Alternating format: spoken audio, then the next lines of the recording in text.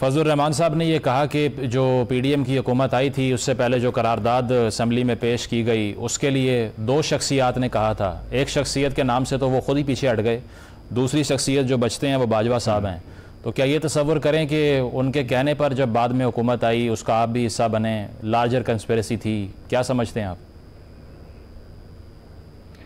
भाई मुझे इस मीटिंग के बारे में थोड़ा सा इसलिए पता है कि गो के मैं मीटिंग में नहीं था, लेकिन ये रात को देर से एक मीटिंग हुई थी और उसके बाद रात ही को मुझे पता चल गई थी क्योंकि मेरे बहुत सारे दोस्त उस मीटिंग में थे। ये बात दुरुस्त है कि फैज साहब उस मीटिंग में नहीं थे, लेकिन ये बात भी तय है कि बाजवा साहब ने उस वक्त इमरान खान साहब का पैगाम लेकर आए थे कि इमरान खान साहब ने यह ऑफर भिजवाई थी कि आप लोग VONC vote of no confidence को वापस ले लें, अपनी करारदाद को, तो मैं असेंबली जो है वो तहलील कर देता हूं और उसके बाद फिर इलेक्शन करा देते हैं। और बाजवा साहब ने जोर दिया था काफ़ी अपोजिशन के लीडरान पे कि आप ये बात मान जाएं ताकि ये किस्सा ख़त्म हो जाए। ये बात तय है, इसमें कोई बहस नहीं है। मुझे खुद बाजवा साहब कुछ अरसे बाद बड़े गुस्से में एक दिन बैठे थे तो मुझे बोल रहे थे कि तुम लोगों ने मेरी बात नहीं मानी। उस वक्त मैं कह रहा था कि तुम लोग ये इलेक्शन में करवा दो। ये जब 16 सीटें हारे थे ना नून वाले, तब ये कह रहे थे मुझे एक दिन। तो बाजवा साहब जो हैं वो ये बात तय है कि बाजवा साहब ने बिल्कुल उस दिन इमरान खान साहब का पैगाम लेकर आए थे। अब बाजवा साहब दिल से ये चाहते हों कि इलेक्शन हों या उस वक्त असेंबली टूटे या इमरान खान जाए, शहबाज शरीफ आए, ये मुझे नहीं पता, लेकिन जो बाजवा साहब ने बात कही थी वो यही थी कि इमरान खान साहब का मैसेज लेके आए थे कि मैं ये असेंबली तहलील करने के लिए तैयार हूँ अगर तुम वोट ऑफ नो कॉन्फिडेंस वापस ले लेते हो। और फैज साहब उस मीटिंग में नहीं थे। मतलब आप ये कह रहे हैं कि जो आपने गवर्नमेंट फॉर्म की वो किसी प्रेशर के अंडर नहीं की, हालांकि इलेक्शन में जाने के लिए बाजवा साहब भी कह रहे थे, लेकिन आपने फिर भी कंटिन्यू किया। देखिए 1.5 साल से पीडीएम बनी हुई थी। पीडीएम ने पूरे पाकिस्तान में जलसे करे, फिर खान साहब की फैज साहब से बातचीत के बाद पीपल्स पार्टी को पीडीएम से अलग किया गया। उसके बाद फिर पीडीएम के अंदर जोर टूटा, लेकिन उसके बाद फिर जब इनको लगा कि पीडीएम के अंदर फिर कोई चांस है तो ये अपोजिशन तो चाह रही थी। हम तो 2 साल से 3 साल से बात कर रहे थे कि खान साहब की हुकूमत जो है वो लेजिटिमेट नहीं है और हमको उसको हम गिराना चाहते हैं। पीडीएम में जो बहस थी, जो शायद अब्बासी का मौक़िफ़ था, वो ये था कि आप हुकूमत ही ना लें, आप इमरान खान को गिराएं और इलेक्शन करवा दें। मियां नवाज शरीफ का उस वक्त लंदन से ये मौक़िफ़ था कि आप हुकूमत लें, 2 हफ्ते के लिए हुकूमत लें और उसके अंदर कुछ कवानीन में चेंज करें और फिर हुकूमत लें और फिर इलेक्शंस कराएं। लेकिन एक मरतबा कुर्सी आती है तो कौन छोड़ता है। सही में वो लिखते हैं कि bringing Ishaq Dar in as a finance minister one more time will be the worst mistake Shahbaz Sharif can make at this point, कि सबसे बड़ी गलती दोबारा से डार साहब को वापस लाना होगा। और इसी में वो ये लिखते हैं कि Dar undermined Miftah Ismail at a critical juncture when the latter was trying to complete a stalled review of the IMF facility. तो वो आपकी तारीफ भी कर रहे हैं और वो कह रहे हैं कि डिजास्टर ही ये था कि आपको हटा के डार साहब को लाया गया, और दोबारा वार्निंग है PM के लिए कि उनको ना लेकर आएं। आपकी वार्निंग भी यही है? मेरे ख्याल से मुझसे ज्यादा बहुत ज्यादा मुख्तलिफ लोगों की भी शायद यही वार्निंग है। सच्ची बात यह है कि देखें इस वक्त IMF के बगैर पाकिस्तान नहीं चल सकता। आप IMF के बगैर पाकिस्तान, और IMF क्या है, लेंडर ऑफ लास्ट रिजॉर्ट है, यानी कि बेसिकली एक IMF एक डॉक्टर है जो आपके स्टंट डाल सकता है, ठीक है। आप उसको अगर आके दिखाने जाएंगे और वो स्टंट नहीं डालेगा तो फिर क्या होगा वो आप जानते हैं। इस किस्म की बातें मुनासिब नहीं है। इस वक्त हमको वो वजीर चाहिए, कोई भी वजीर हो, कि जो IMF से डील करे, लेकिन जो असल रोल है वो प्राइम मिनिस्टर का है। देखिए पिछली मरतबा भी शहबाज शरीफ साहब ने आखिर में जून में जाके खुद ही बचाया, IMF से डील करी। असल रोल प्राइम मिनिस्टर का है कि प्राइम मिनिस्टर को अपने वज़राओं को कहना चाहिए कि जो जो चीज़ें तुम लोग समझते हो उसके बारे में बात करो जो मुल्क के लिए ज़रूरी है। अगर निचकारी करनी है तो हम कर गुजरेंगे, अगर हमने कोई रिफॉर्म्स लेके आने हैं तो हम वो कर गुजरेंगे, हमने कॉस्ट कम करनी है, हमने सब्सिडी देनी है। सही। लेकिन ये नहीं कि आपने ऐसे ही 10 रुपए से बिजली के कम कर दिए। आप जाएंगे बिजली की कीमतें कम करवाएंगे ताकि आप के लोगों की कॉस्ट कम हो। आप ये नहीं कि 20 रुपए आपने बांट दिए, लोगों में पैसे बांटना नहीं है, क्योंकि जब आप पैसे बांटते हैं तो कहीं और से कर्ज लेना पड़ता है। वो कर्ज लेने के लिए आपको पैसे छापने पड़ते हैं जिससे महंगाई होती है। आपने करना यह है कि रियल रिफॉर्म्स करने हैं कि जिससे इफिशिएंसी मईशत की बढ़े, जिससे मईशत के अंदर कॉस्ट कम हो ताकि बिजनेस भी हमारा कंपैरेटिव हो जाए और लोगों को भी आराम मिले। ये अभी फिच की जो रिपोर्ट है वो कहती है कि मार्च में जो दोबारा आईएमएफ का प्रोग्राम करना है, क्योंकि स्टैंड बाय एग्रीमेंट ख़त्म हो रहा है, लेकिन पॉलिटिकल इंस्टेबिलिटी उसको स्टॉल कर सकती है। तो ये तो बहुत बड़ा थ्रेट है।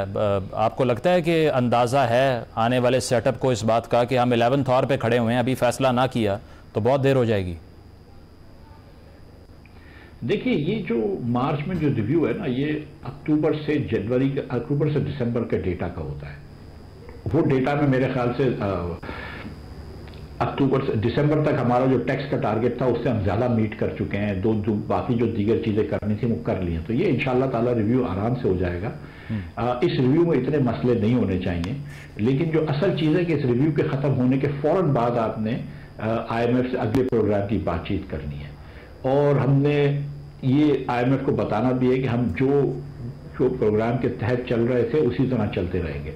और मैं ये समझता हूं कि जो भी हुकूमत आएगी वो इसको इस बात का इदराक है कि अब पाकिस्तान के पास गुंजाइश नहीं है। जो इमरान खान साहब ने फरवरी 2021 में गालिबन 22 में जो काम किया था कि अचानक IMF से पैसे आए और दूसरे दिन आपने कहा कि मैं पेट्रोल सस्ता कर रहा हूं, इस किस्म काम करने की, गलती करने की अब गुंजाइश नहीं है। तो मैं समझता हूं कि जो भी हुकूमत आएगी उसको इस बात का इदराक है। नहीं, अगर टर्म्स इतनी हार्श हुई कि हमारे लिए एक्सेप्टेबल ही ना हुई तो फिर क्या करना चाहिए? मुदब्बिर भाई, ऐसी कोई हार्श टर्म्स नहीं होती, ये हमारी बातें होती हैं। अच्छा, ठीक है, क्या हार्श टर्म्स होती हैं? वो ये कहते हैं आपको क्या मतलब आप ये कह रहे हैं कि डॉक्टर कह रहा है यार सिगरेट पीना छोड़ दो, हार्ट का डॉक्टर बोल रहा है, डॉक्टर कह रहा है परहेजी का खाना खाओ। हार्श तो है, लेकिन अब क्या सिगरेट पीते रहोगे?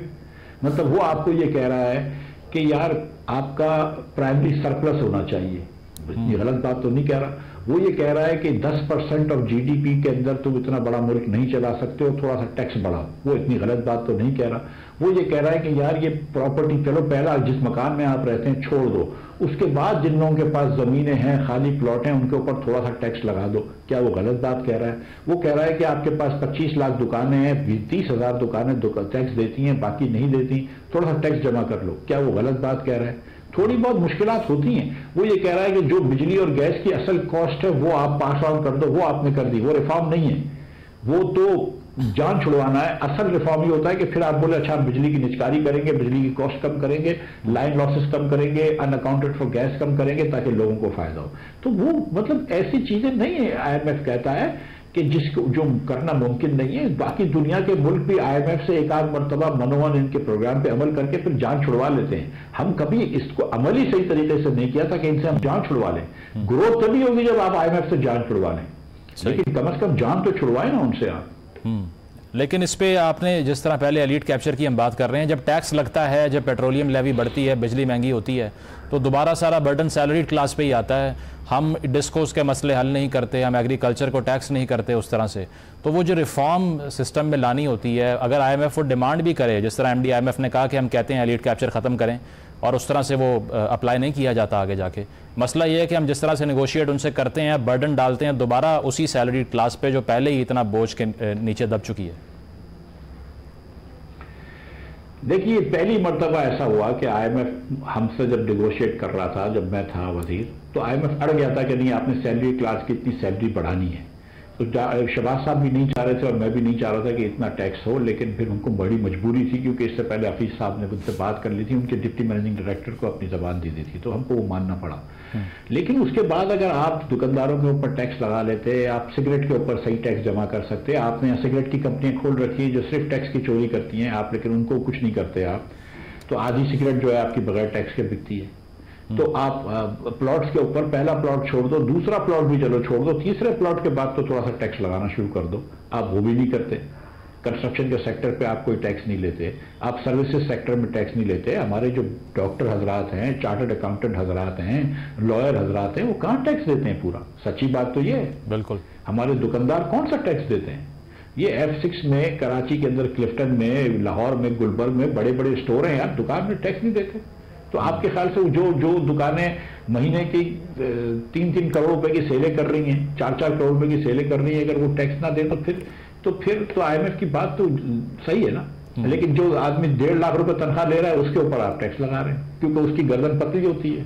ठीक है, आप जो जिस तरीके से एनलाइटन